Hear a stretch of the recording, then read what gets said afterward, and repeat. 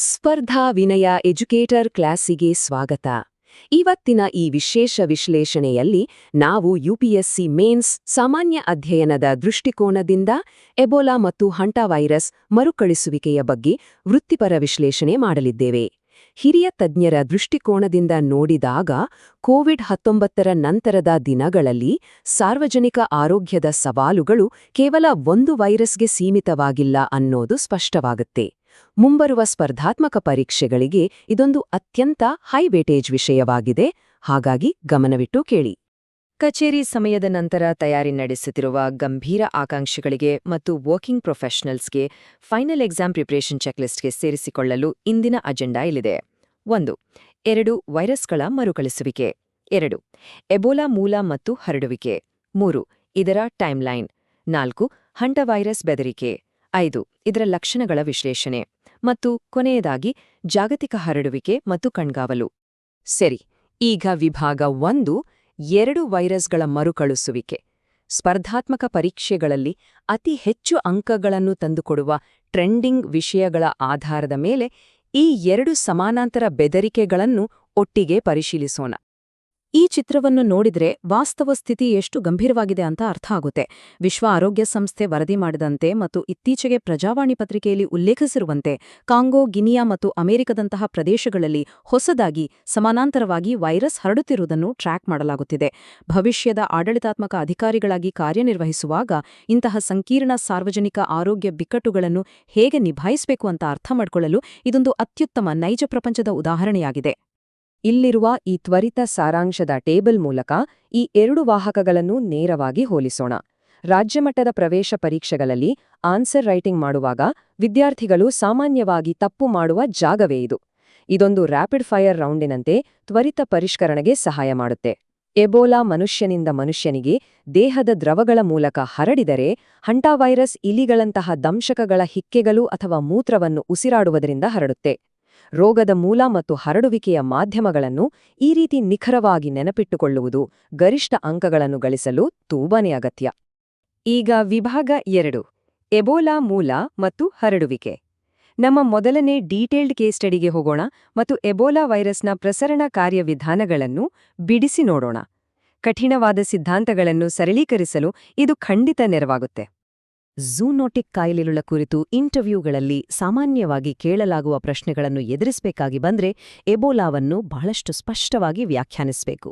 ಇದು ಕಾಡು ಪ್ರಾಣಿಗಳಿಂದ ಮನುಷ್ಯರಿಗೆ ಹರಡುವ ಮಾರಣಾಂತಿಕ ಕಾಯಿಲೆ ಮತ್ತು ಮುಖ್ಯವಾಗಿ ಸೋಂಕಿತ ರಕ್ತ ಮತ್ತು ದೇಹದ ದ್ರವಗಳ ಸಂಪರ್ಕದ ಮೂಲಕ ಮನುಷ್ಯನಿಂದ ಮನುಷ್ಯನಿಗೆ ವೇಗವಾಗಿ ಹರಡುತ್ತೆ ಅಂತ ಒತ್ತಿ ಹೇಳಬೇಕು. ಹಿಂದಿನ ವರ್ಷಗಳ ಪ್ರಶ್ನೆ ಪತ್ರಿಕೆಗಳನ್ನು ಬಿಡಿಸುವಾಗಲೂ ಇಂತಹ ನಿಖರತೆ ಬಹಳ ಮುಖ್ಯ ಅನ್ನೋದು ನಮಗೆ ಗೊತ್ತಾಗುತ್ತೆ. ಗಂಭೀರ ಆಕಾಂಕ್ಷಿಗಳಿಗೆ ಕಾಡುವ ಸಾಮಾನ್ಯ ಅನುಮಾನಗಳನ್ನು ಬಗೆಹರಿಸಲು ಈ ವ್ಯಾಖ್ಯಾನವೇ ಸಾಕು. ಒಬ್ಬ ಯಶಸ್ವಿ ಪರೀಕ್ಷಾ ಟಾಪರ್ನ ದೃಷ್ಟಿಕೋನದಿಂದ ನೋಡಿದಾಗ ಈ ಲಕ್ಷಣಗಳನ್ನ ಸ್ಟೆಪ್ ಬೈ ಸ್ಟೆಪ್ ನೆನಪಿಟ್ಕೊಳ್ಳೋದು ಬಹುಮುಖ್ಯ.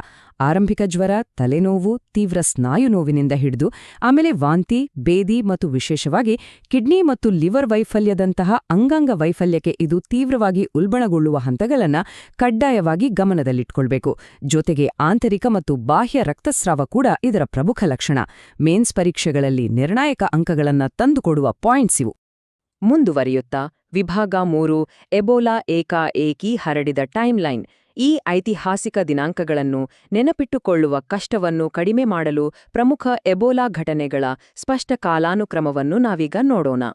ಈ ಘಟನೆಗಳ ತೀವ್ರತೆ ಹೇಗೆ ವರ್ಷದಿಂದ ವರ್ಷಕ್ಕೆ ಬೆಳೆಯುತ್ತಿದೆ ಅನ್ನೋದನ್ನ ಇಲ್ಲಿ ಗಮನಿಸಿ.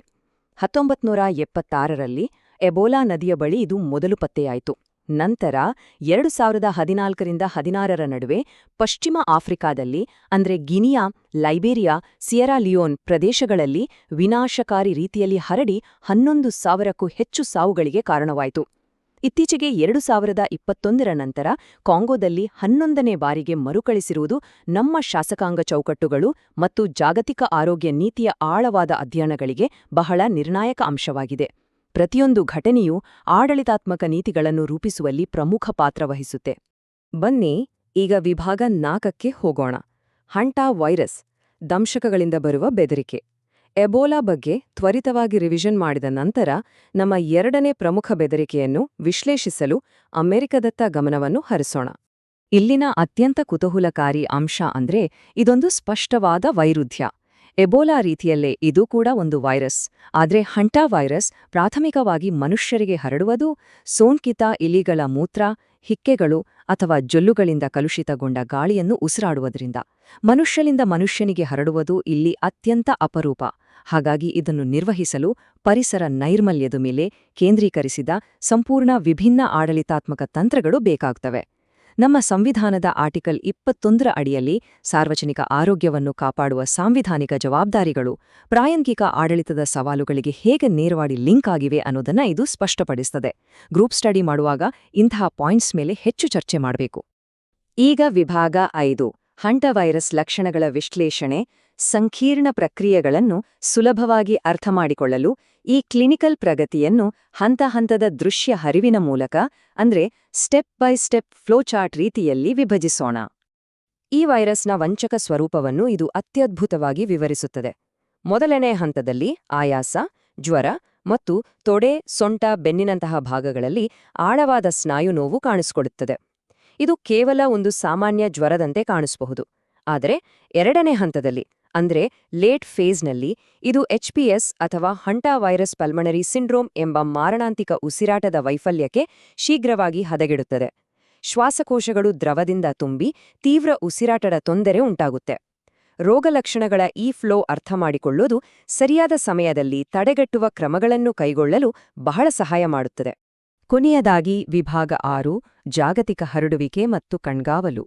ಇಲ್ಲಿನ ಅತ್ಯಂತ ನಿರ್ಣಾಯಕ ಅಂಶವೆಂದರೆ ಪಠ್ಯಕ್ರಮದ ಈ ವಿಷಯಗಳು ಪ್ರಸ್ತುತ ಆಡಳಿತಾತ್ಮಕ ಪಾತ್ರಗಳು ಮತ್ತು ಉದ್ಯೋಗದ ಜವಾಬ್ದಾರಿಗಳಿಗೆ ಹೇಗೆ ನೇರವಾಗಿ ಕನೆಕ್ಟ್ ಆಗ್ತವೆ ಅನ್ನೋದನ್ನ ಗ್ರಹಿಸುವುದು. ಆಡಳಿತಾತ್ಮಕ ಕಣ್ಗಾವಲಿನ ಬಗ್ಗೆ ಹೇಳೋದಾದ್ರೆ ಅಮೆರಿಕದ 28 ರಾಜ್ಯಗಳು ಜೊತೆಗೆ ಚಿಲಿ ಮತ್ತು ಅರ್ಜೆಂಟೀನಾದಲ್ಲಿ ಇದರ ಏಕಾಏಕಿ ಹರಡುವಿಕೆ ಪತ್ತೆಯಾಗಿದೆ. ಪ್ರಸ್ತುತ ಭಾರತಕ್ಕೆ ಇರೋ ಅಪಾಯ ಕಮ್ಮಿ ಇದ್ದರೂ ಅಂತಾರಾಷ್ಟ್ರೀಯ ಗಡಿಗಳಲ್ಲಿ ದೃಢವಾದ ಸ್ಕ್ರೀನಿಂಗ್ ಮತ್ತು ಆರೋಗ್ಯ ಭದ್ರತಾ ಪ್ರೋಟೋಕಾಲ್ಗಳ ಮೇಲೆ ನಾವು ತೀವ್ರ ಗಮನ ಹರಿಸಲೇಬೇಕು. ಸಾಂವಿಧಾನಿಕ ಮತ್ತು ಆಡಳಿತಾತ್ಮಕ ಸವಾಲುಗಳನ್ನು ನಿರ್ವಹಿಸುವಾಗ ಭಾರತದ ಅಧಿಕಾರಿಗಳು ಕಟ್ಟುನಿಟ್ಟಿನ ಕಣ್ಗಾವಲು ಕಾಯ್ದುಕೊಳ್ಳುವುದು ಬಹಳ ಮುಖ್ಯ. ಸ್ಥಳೀಯ ಅಪಾಯ ಕಮ್ಮಿ ಇದ್ರೂ ಸಹ ರಾಜ್ಯ ಪ್ರವೇಶ ಪರೀಕ್ಷೆಗಳಲ್ಲಿ ಕಂಡುಬರುವ ಸ್ಟ್ಯಾಂಡರ್ಡ್ ಮಾದರಿಗಳ ಮೇಲೆ ಇದು ಬೆಳಕು ಚೆಲ್ಲುತ್ತದೆ. ಪರೀಕ್ಷಾ ತಂತ್ರದ ಬಗ್ಗೆ ಹೇಳೋದಾದ್ರೆ ರೋಗವಾಹಕಗಳ ತ್ವರಿತ ಪರಿಷ್ಕರಣೆಗಾಗಿ ಈ ರೀತಿಯ ತುಲನಾತ್ಮಕ ವಿಶ್ಲೇಷಣೆಯನ್ನ ತಪ್ಪದೇ ಬಳಸಿ. ಸಣ್ಣಪುಟ್ಟ ವಿವರಗಳ ಬಗ್ಗೆ ಪ್ಯಾನಿಕ್ ಆಗ್ಬೇಡಿ, ಬದಲಾಗಿ ವಿಶಾಲವಾದ ಸಾರ್ವಜನಿಕ ಆರೋಗ್ಯ ಚೌಕಟ್ಟುಗಳ ಮೇಲೆ ಹೆಚ್ಚು ಫೋಕಸ್ ಮಾಡಿ. ಅಂತಿಮ ಪರೀಕ್ಷೆಯ ದಿನದ ಒತ್ತಡ ನಿರ್ವಹಣೆ ಅಂದ್ರೆ ಸ್ಟ್ರೆಸ್ ಮ್ಯಾನೇಜ್ಮೆಂಟ್ ಮತ್ತು ಟೈಮ್ ಮ್ಯಾನೇಜ್ಮೆಂಟ್ಗಾಗಿ ಇದೊಂದು ಟಾಪರ್ ಸ್ಟೆಪ್. ತ್ವರಿತ ರಿವಿಷನ್ಗೆ ಈ ರಚನಾತ್ಮಕ ಹೋಲಿಕೆಗಳನ್ನು ಅವಲಂಬಿಸಿ ಮತ್ತು ಸಿದ್ಧತೆಯ ಮೇಲೆ ಸಂಪೂರ್ಣ ನಂಬಿಕೆಯಿಡಿ. ಏಕಾಗ್ರತೆಯಿಂದಿರಲು ಈ ರೀತಿಯ ಮಾನಸಿಕ ಸಿದ್ಧತೆ ಅತ್ಯಗತ್ಯ.